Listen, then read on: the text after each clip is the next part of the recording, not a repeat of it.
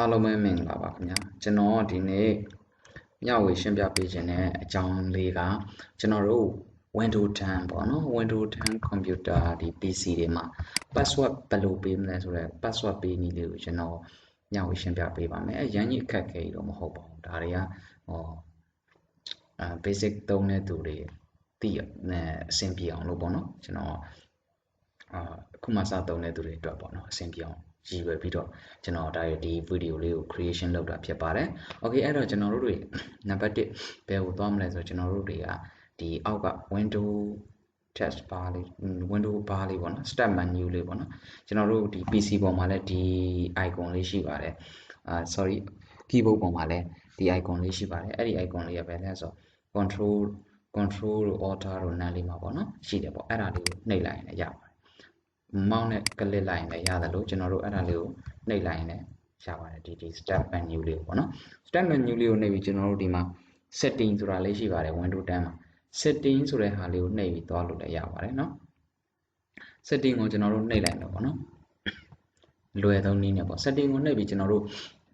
ဒီရောက်လာဒီ page ကိုရောက်လာပြီဆိုကျွန်တော်တို့တွေနောက်ထပ်ဒီမှာ account ဆိုတဲ့ဟာကိုသွားမယ်ပေါ့နော် account your account email sign up what family ဆိုတဲ့ဟာပေါ့နော် account ဆိုတဲ့ဟာကိုကျွန်တော်တို့နှိပ်လိုက်ပါနော်နှိပ် account ဆိုတဲ့ဟာကိုကျွန်တော်နှိပ်လိုက်ပါမယ်နှိပ်လိုက်ပြီးတော့ကျွန်တော်တို့ဒီပုံစံတိုင်းတွေ့ရမှာဖြစ်ပါတယ် account ဆိုတာနှိပ်လိုက်ကျွန်တော်တို့ဒီပုံစံတိုင်းတွေ့ရမှာဖြစ်ပါတယ်နောက်ထပ်ကျွန်တော်တို့ဘယ်လိုသွားလို့ရလဲဒီပုံမှာခုန start menu လေးနှိပ်ပြီးဒီ account ဆိုတာနှိပ်လိုက်ရင်လည်းဒီနေရာကိုရောက်လာမှာပေါ့နော်ဒီမှာ chain account တွေပါတယ်ပေါ့နော် chain account ဆိုတာတွေနှိပ်လိုက်ရင်ဒီနေရာပဲပြန်ရောက်တယ် okay အဲ့ဆိုတော့ဘယ်လိုသွားပေါ့နော်ကျွန်တော်သွားပြမယ်ခုနပထမသွားတာကဒီ setting ကနေသွားတယ် setting ကိုနှိပ်ပြီးတော့ကျွန်တော်တို့ဒီမှာ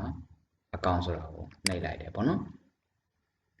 နောက်ထပ်တစ်မျိုးကကျွန်တော်တို့ဒီမှာဒီ start menu ကိုနှိပ်တယ်နှိပ်ပြီးတော့ဒီမှာ account ဆိုတာနှိပ်ပြီးတော့ဒီမှာ chain account ဆိုတာသွားရင်လည်းရောက်တယ်ပေါ့နော်အဓိကဒီ page ကိုရောက်ဖို့မှတ်ထားမှာတော့ကျွန်တော်တို့ setting ကိုသွားမယ်အဲ့ထက်က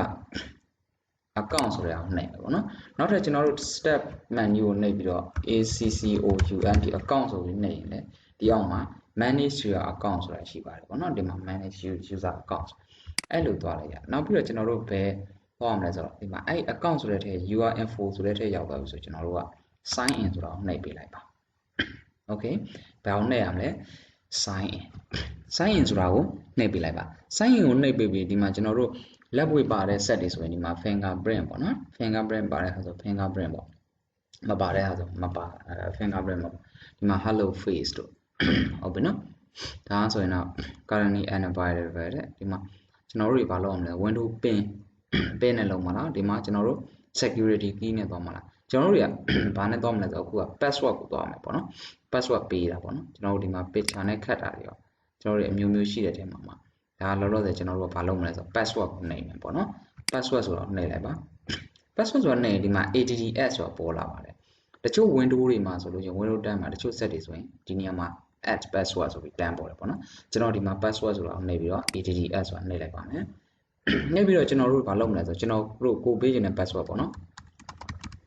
ရှစ်လုံးပေးလဲရတယ်လေးလုံးပေးလဲရတယ်အဓိကဒါကို password ရဲ့ policy ရဆိုရင်ရှစ်လုံးတော့အနည်းဆုံးပေးပေါ့နော်အပေါ်မှာကျွန်တော် password ပေးလိုက်တယ်အပေါ်မှာရိုက်တဲ့ password new password နဲ့အောက်က confirm password ဆိုတာအတည်ပြုတာပေါ့နော်ကျွန်တော်တို့တွေ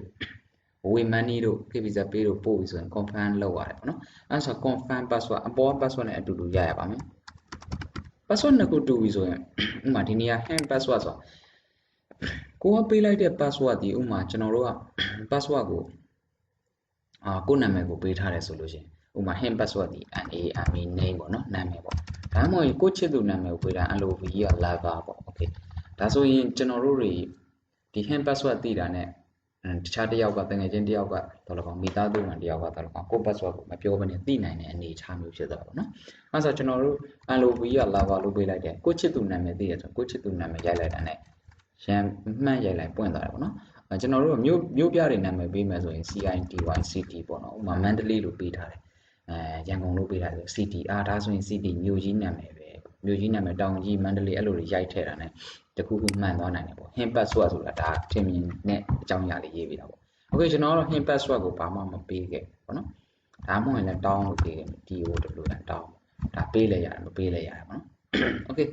အဲ့ဒါဆိုတော့ကျွန်တော်မပေးခဲ့ဘူး in password ကိုပေးရင်လည်းရတယ်ပေါ့ပြီးရင် next ကိုနှိပ်လိုက်ပါဒီမှာ require လိုတယ်တဲ့လိုတယ်ဆိုတော့ in password ပေးရမယ်ဆိုတော့ကျွန်တော်ပေးချင်တာပေးလိုက်မယ်